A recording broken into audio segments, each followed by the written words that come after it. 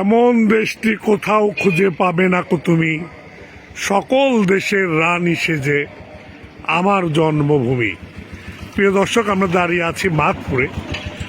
আপনারা যত দূর দৃষ্টি যাবে শুধু হলুদ আর হলুদ।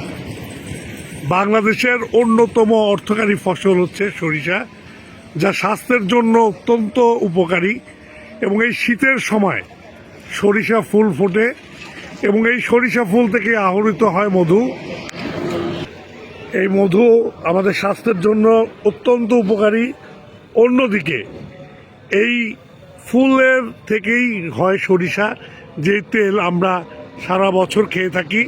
এখন কৃষকের জমির দিকে যেদিকেই তাকাবেন শুধু হলুদ আর হলুদ, যেন এক অন্যরকম বাংলাদেশ।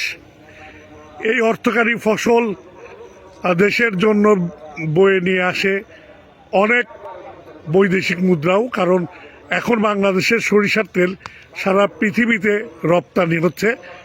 আমাদের পাবনার অন্যতম একটি ঐতিহ্যবাহী ফসল হচ্ছে সরিষা।